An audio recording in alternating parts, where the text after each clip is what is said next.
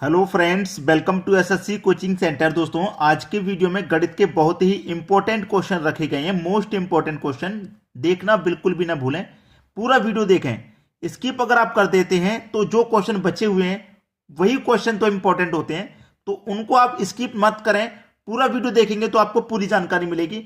और different different type के मैं क्वेश्चन रखता हूं सभी चैप्टरों से मिला करके, तो आपके लिए सीखना बहुत जरूरी होता। तो चलिए स्टार्ट करते हैं। पहला सवाल है, एक विक्रेता को 40 रुपए में 45 केले बेचने पर 20% की हानि होती है। उसे 24 रुपए में कितने केले बेचने चाहिए उसे 20% का लाभ हो। देखिए, ऐसा क्वेश्चन कभी भी आता है तो रुपए लिखना, रुपए के नीचे वस्तु लिखना, ठीक है। और उसके बाद में क्या लिखना, प्रतिशत, जितना प्रतिशत है वो रुपए लिखना, नीचे वस्तु लिखना, वस्तु लिखना, उसके बाद मल्टीप्लाई में प्रतिशत लिखना। अब देखना, रुपए कितने हैं 40, तो 40 लिख लो। वस्तु कितनी है 45 है, तो 45 लिख लो, ठीक है। ये क्या लिख गया, 45 लिख लो, ठीक है। मल्टीप्लाई में प्रतिशत। अब 20 रुपए की क्या हो रही है, 20% की हानि। कोई चीज अपने आप में 100% की होती है, जब 20% की हानि होगी तो वो 80 में बिकेगी, बराबर। बाद में कितने रुपए हैं, 24 रुपए हैं, तो 24 ले लो। वस्तु कितनी है 24 में नहीं पता, तो हम उसे x मान लेंगे। हमें क्या हो जाए, 20% का लाभ। कोई चीज 100 की है, उस पर 20 का लाभ हो जाएगा तो 120 हो जाएगा कि नहीं। बस सवाल यही खत्म है।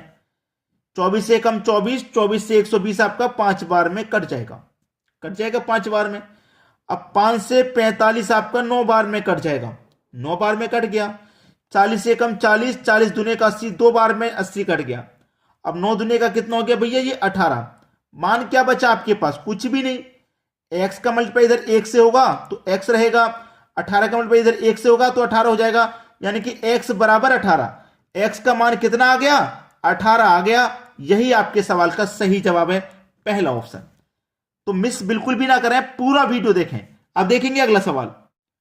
अगला सवाल है, 720 रुपए में 60 वस्तुओं को बेचने पर एक दुकानदार को 20% का लाभ होता है। 480 रुपए में 80 वस्तुओं को बेचने पर कितने प्रतिशत की हानि होगी। देखिएगा, रुपए वस्तु इंटू प्रतिशत बराबर रुपए वस्तु इंटू प्रतिशत।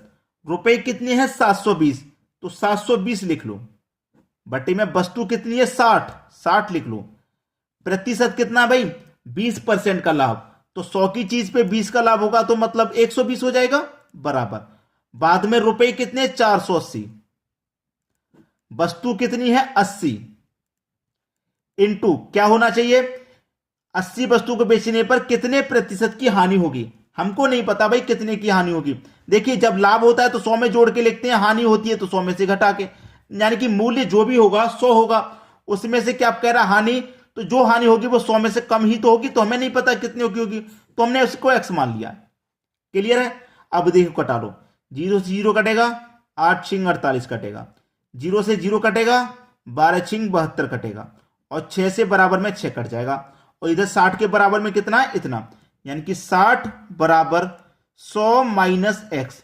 हमको आंसर हमेशा प्लस में निकालना होता है, ये माइनस का x है तो माइनस का x इधर आके प्लस का x बराबर, इधर प्लस का 100 बचा, ये प्लस का 60 बराबर के इधर आएगा तो माइनस का 60 हो जाएगा।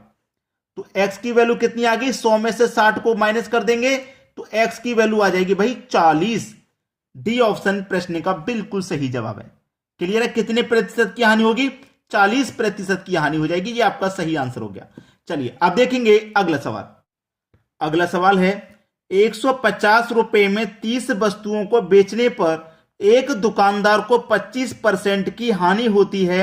ऐसे ही 30 वस्तुओं को 20% लाभ कमाने के लिए कितने का बेचें। रुपए वस्तु इंटू प्रतिशत बराबर रुपए वस्तु इंटू प्रतिशत। ये आपको अच्छे से याद हो गया। रुपए कितने हैं 150 रुपए हैं, वस्तु कितनी है 30, और क्या हो रहा है 25% की हानि। अब 100 की चीज पे 25 की हानि होगी, इसका मतलब 75 में बेचेंगे, बराबर। वो कह रहा है कि कितने का बेचें, रुपए नहीं पता है तो हमें रुपए की जगह रुपए निकालने हैं, तो मैं रुपए की जगह x मान लिया, हमें रुपए निकालने हैं। वस्तु कितनी है 30 वस्तु हैं, इनटू प्रतिशत कितना 20% का लाभ, यानी कि लाभ को 100 में जोड़ के लिखते हैं तो मतलब 120 हो जाएगा। अब इसको कटा लीजिए, आपका आंसर आ जाएगा 75 से 150 दो बार में ये कट जाएगा, कट गया। 30 से 30 कैंसिल हो जाएगा, ये भी कट गया। अब 120 का मल्टीप्लाई 2 से होगा तो ये 240 हो जाएगा, और इधर क्या बचा x, यानी कि x का मान कितना आ गया 240 रुपए। रुपए को तो ही हमने x माना था, उसका मान 240 आया, यानी कि पहला ही ऑप्शन आपका बिल्कुल सही आंसर हो जाएगा। अब देखेंगे हम अगला सवाल। अगला सवाल है, यदि एक आदमी अपना ठेला 720 रुपए में बेचे तो उसे 25% की हानि होगी। 25% का लाभ कमाने के लिए विक्रय मूल्य क्या होना चाहिए? भैया फिर से एक बार और नोट करा लेता हूं, रुपए बटे में वस्तु मल्टीप्लाई प्रतिशत बराबर रुपए बटे में वस्तु मल्टीप्लाई प्रतिशत। चलिए रुपए कितने 720, वस्तु कितनी है, एक ठेला है, बस एक ठेला, तो एक ही ले लेंगे। इनटू 25 की हानि हो रही है तो 100 पे 25 की हानि होगी तो 75 बराबर, बाद में क्या है रुपए नहीं पता हमें, भाई विक्रय मूल्य तो पूछ रहा है ना, तो रुपए तो पूछ रहा है, उसकी जगह एक्स मान लेते हैं, यानी कि एक्स हमें निकालना है। वस्तु कितनी है, वही एक ठेला है जिसकी हम बात कर रहे हैं। इनटू क्या होना चाहिए 25% का लाभ, तो 100 में 25 जोड़ के लिखेंगे, यानी कि 125 हो जाएगा। अब इसी को कटा लेना है, आपके सवाल का आंसर आ जाएगा। ठीक है, चलिए अब इसको मैं कटाता हूं। 25 से इसको कटाऊंगा 5 बार में, और 25 से इसको कटा दूंगा 3 बार में, कट जाएगा। 1 से 1 ये भी कैंसिल है कि नहीं। 3 से कटाता हूं इसको, 3 दूने का 6, 1 बचेगा 12, 3 चौके 12 और 1 की 0 की 240 बार में ये कट गया। अब ये 5 का मल्टीप्लाई 240 से हो जाएगा, कर दो।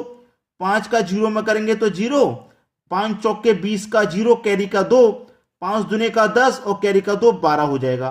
तो इधर क्या बचा x का मान आ गया 1200। 1200 किस ऑप्शन में है, सी ऑप्शन में, यानी कि सी ऑप्शन बिल्कुल सही जवाब हो जाएगा आपका। अब देखते हैं अगला सवाल। अगला सवाल है, 20 को 2 भागों में इस तरह से विभाजित करें कि भागों के वर्गों का योग 232 हो, भागों का क्या मान होगा?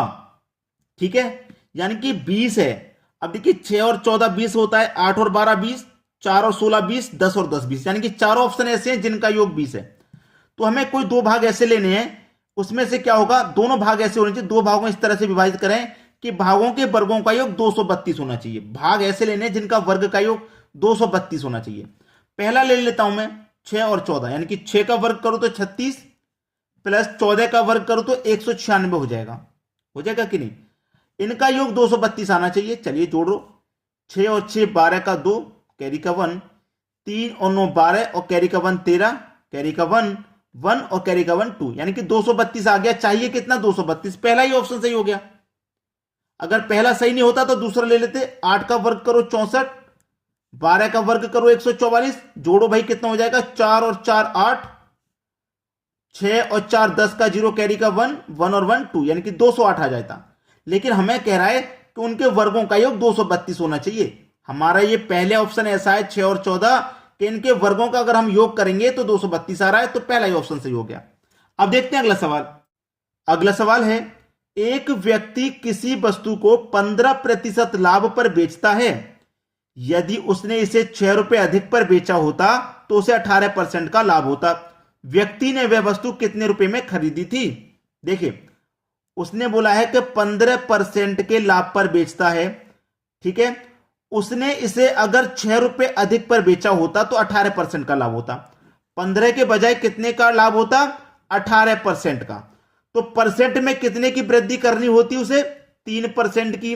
अगर वो परसेंट में 3% की वृद्धि कर देता उसे 6 रुपए अधिक मिलते, यानी कि 3% की वैल्यू 6 रुपए है, तो 1% की वैल्यू कितनी हो जाएगी भैया, 2। जब 1% की 2 पूछ रहा है कितने रुपए में खरीदी, यानी कि कॉस्ट प्राइस, और कॉस्ट प्राइस क्या होता है 100% का मान। जब 1% का मान 2 तो 100% का मान 200 हो जाएगा। 200 कहां है भाई, सी ऑप्शन में। ये आपके सवाल का बिल्कुल सही जवाब हो जाएगा। अब देखेंगे अगला प्रश्न। अगला सवाल है, ए एक काम 12 दिन में और बी 18 दिन में करता है। जो ए है वो एक काम को 12 दिन में और बी वही काम 18 दिन में करता है। यदि वे दोनों 4 दिन मिलकर काम करें तो काम का कितना भाग बाकी रह जाएगा। अभी तो हमें यही नहीं पता कि काम कितना है, कैसे पता लगेगा? दोनों का एलसीएम ले लो। 12 और 18 का एलसीएम 36 होता है, यानी कि टोटल काम 36 है। 12 से कटा दो 36 को तो 3 बार में कटेगा और 18 से कटा देंगे 2 बार में, यानी कि ये 1 दिन का काम है। ये हमारा काम को 12 दिन में कर रहा था, यानी कि वो 1 दिन में 3 करेगा तभी तो 12 दिन में 36 काम को कर पाएगा। बी हमारा 18 दिन में काम को कर रहा था, बी 1 दिन में 2 करेगा तभी तो 18 दिन में 36 काम को करेगा। ये ए का 1 दिन का काम है और ये बी का 1 दिन का काम है, दोनों का 1-1 दिन का काम। अगर दोनों मिलकर के काम करेंगे तो 1 दिन में 5 काम करेंगे भाई। 1 दिन में कितना काम करेंगे? 5। तो हमसे उसने कहा है कि दोनों 4 दिन मिलकर काम करें तो काम का कितना भाग बाकी रह जाएगा। दोनों मिलकर के 1 दिन में 5 करेंगे और करना कितना है? 4 दिन। तो 5 चौके 20 काम वो 4 दिन में कर देंगे।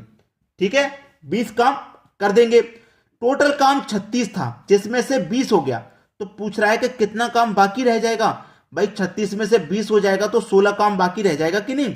16 बाकी रह जाएगा, कितने में से? 36 में से। ठीक है, कटा लो। 4 चौके 16 और 4 नीम 36, यानी कि 4/9 भाग काम का बाकी रह जाएगा। 4/9, पहला ऑप्शन सही जवाब। तो दोस्तों वीडियो तो बेहतरीन है, तो लाइक करे बिना मत जाना। और जिन लोगों ने अभी तक वीडियो को देखा नहीं है उनको दिखाएंगे नहीं, आप शेयर नहीं करेंगे उनके पास, जरूर करेंगे। और कमेंट करके हमें बता दिया करें कि आपको वीडियो कैसा लगा। ठीक है दोस्तों, धन्यवाद।